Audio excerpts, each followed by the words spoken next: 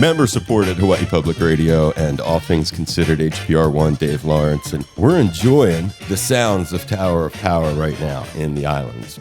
Tonight, wrapping up at the Blue Note, then it's going to be tomorrow over at the Mac for the Valley Isle, getting their taste of the funk and the soul. But it's been since, I believe it was 2010, the first time that I had Emilio Castillo, horn player, founding member, root that has kept this band where it is for all these years. He was a guest. We were over at the Blaisdell Concert Hall. I've talked to him bunches of times and never here in the studio. So I just have to thank you so much. Happy to do it, Dave, anytime. And one of the bits that people may enjoy that we've done with Emilio over the years, classic concert poster flashback storytelling session sort of deal where I'll find some sort of date, and rather than actually reading off a bunch of stuff, I printed a bunch. So we have copies of them, but they're all kinds of history. So let's start with this one. What comes to mind when I show you Fillmore the movie? It has a picture of Bill, and it says, a movie show, Bill Graham's legendary rock concert hall starring Santana, the Grateful Dead, Hot Tuna, Quicksilver, It's a Beautiful Day, Boz Scaggs, Tower of Power. I remember very clearly. Was it 72? Yes, something like that, 72 probably. Well, we had been fighting with Bill for a year. Because we embarrassed ourselves, we did something stupid, and so we're out of a manager, and in our youth and in our stupidity, we got the biggest drug dealer in San Francisco to start managing us, and he promptly took us down to a meeting with Bill Graham, and a fight ensued with Rick Stevens, our singer, and Louis Gordon, our manager. Bill was like, let's go, in the gutter now, and Kiva Christo, who was the lawyer for Bill, had his arms around Bill going, no, Bill, no. And Bill's going, now, in the gutter, and he wanted to fight Rick Stevens in the gutter, yelling at Lou Gordon. And Louis Gordon had gone down to the city hall and was throwing these pamphlets at him, thinking this is going to make, and he's like, yeah, you can't do nothing. I had Sly Stone. I had Buddy Miles. You ain't nothing. And man, Bill is livid. And then we all walk out of there like a bunch of idiots, and right around the corner from the Fillmore West, because we were in the Fillmore offices, and I turn around and I go, we made a huge mistake today. And so that started a year-long fight with Bill, who loved us. He loved our band, and he loved us. But we had embarrassed ourselves. And so we used to go, if we were in town, we would go like on a Monday to his offices, where he had this office. There was like wood up about 4 feet, and then it was glass all around his office. And outside his office was like 13 girls at little desks. And we would go there, me and Doc, to apologize to him because we couldn't record. He had our contract. We're as hot as a pistol. We're like the hottest act in the Bay Area, and we can't make a record, and we're due. And so we're going there to apologize and to get him to either let us go or let us record. And we would go in and say, hi, Bill, He'd say, hi, boys, how you doing? And we go, well, we're doing okay, Bill, we made a mistake and we know it, and we're really, really sorry, but we really need to make a record, and we're just hoping that, out of the goodness of your heart, you'll realize that we're so sorry, And then he would start. He would go, well, boys, I had a similar situation with Carlos Santana. And he said, but with Carlos, I didn't have a contract like I do with you. And he goes, and he screwed me. He screwed me, and it's not going to happen here. And we'd be cowering, and all the girls at the desks outside his office would be looking inside, right? And he'd start yelling, he'd stand up, then he'd be standing up over us and pointing his finger, and you're not going to screw me, it's not going to happen. And just read us the riot act, and then we go, okay, Bill, we'll be back next week. And we did that for like 6 months, doing whatever we could to solve the problem. To soften him. And he loved us, He said, okay, boys, see you next week. And we'd be walking out, like the walk of shame, going past the 13 girls, looking at us like, oh my God, So then, even though we're fighting with him, he has the final week of Fillmore West. Right. And we are chosen to play the final night with Santana, Creedence Clearwater, and Tower of Power. Whoa. Right? He had shows all week for 7 days, and this is the final night. But as punishment, we weren't allowed in the movie. We're on the record. There was a big vinyl package with a booklet, phenomenal record. Yeah. Well, but they made the movie, right? And everybody got in the movie, but we weren't allowed in the movie. And that's why I'm surprised looking at this thing, because it mentions Tower of Power. That is a poster for a screening of the movie. Right. Way back when. It even says you got to get a magnifier. And you can actually see our saxophone player in the back right there, because I could tell by his hat. That's how you're included. That's Skip Mesquite right there. You're included as just like background in the promotional material. And for a cat who's told us so many Bill Graham stories, we almost have our own little audio Bill Graham odyssey from you. All right, I got another one that in your illustrious career with Tower of Power, I'm looking at this poster. This is a great one.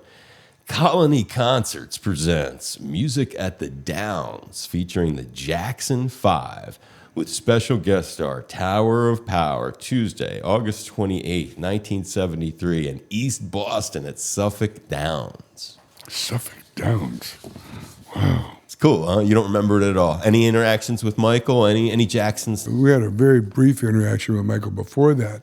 Besides Creedence Clearwater, Carlos Santana was a big fan of ours, and we toured with him also. Yeah. We were playing the Forum with Carlos Santana. Buddy Miles one night and Jose Feliciano the other night. Carlos was the headliner. We were the opening act. Wow. And I'll never forget our very first big rock concert. And so they brought us in under the Forum, We got out. We were waiting for them to show us where to go. And this van pulls up, and it's the Jackson 5. And Michael Jackson comes out, and I guess he asked one of the guys, who are you guys? They said, Tower of Power. He goes, Tower of Power. He goes, you're still a young man, babe. He starts singing our song. We were just dying. We couldn't believe it, man. Whoa. But I remember another thing about that gig. Once again, we still had the cocaine dealer manager.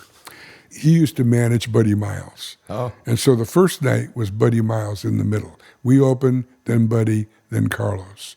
And I remember the cocaine dealer manager said, stand against the wall here, watch and learn. Oh, wow. And Buddy Miles' band came out. He had a big horn section. He had a killer rhythm section. They were hitting this groove. I mean, it was just a mesmerizing groove. It was so good. And he just ran on the stage and went, boom, and broke the band down. He said, say yeah. And 18,000 people went, yeah. I mean, he owned them from the second he went out. And then the other thing I remember was at the end of his set, he did this song and it had a horn lick that went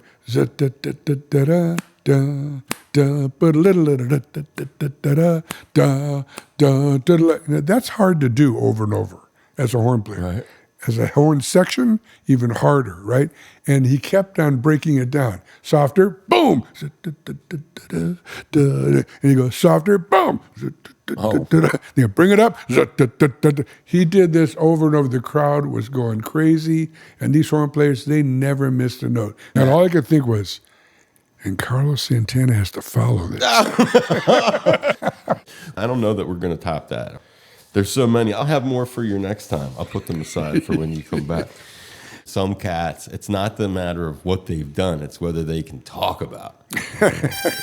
It is Tower of Power's Emilio Castillo. Tower of Power wrapping up a couple nights at the Blue Note, tomorrow at the Mac. It's always fun when you're on the show. It means a lot to me, my brother. As long as you're there, I'm good.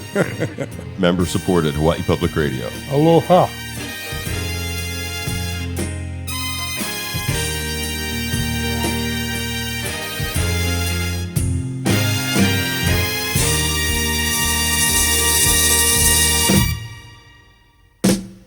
You're still a young man.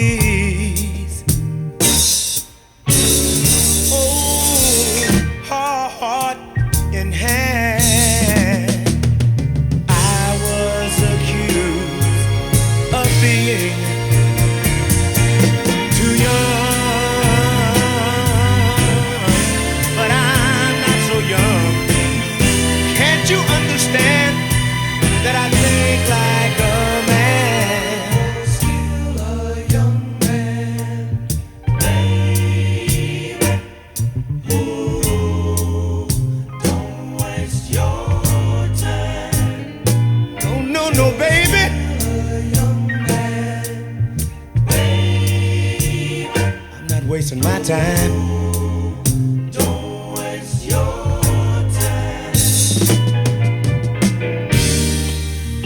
Back once again.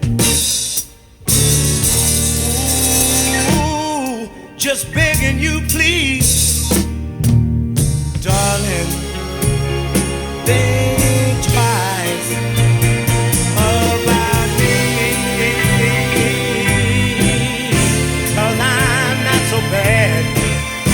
I could make you happy. I'm not a madman. If you and I could be together, I'd get to you through any weather.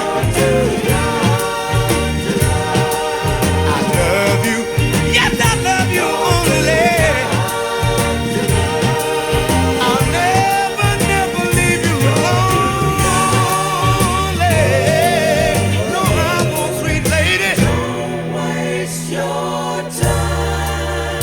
The damage is done. You see that you were wrong.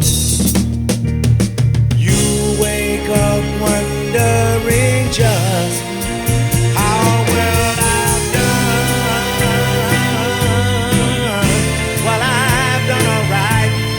Yes, there are some girls, but you know I drop them on side just for you.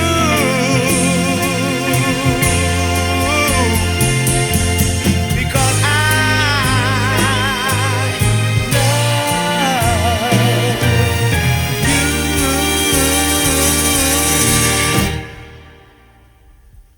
You're still a young man, baby. Ooh, don't waste your time. I'm not a young man, baby, and I don't feel that I'm wasting my time. Not when it's you, girl.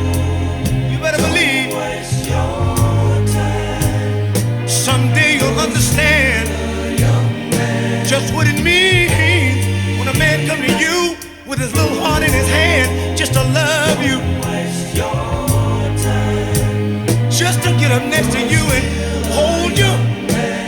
Oh, baby, you say that I'm wasting my time. Well, it's my time, baby. It's you. You better listen to me. Saying I'm loving you. Yeah. Hey, now, baby. Trying to tell you that it's you. Talking to you, baby.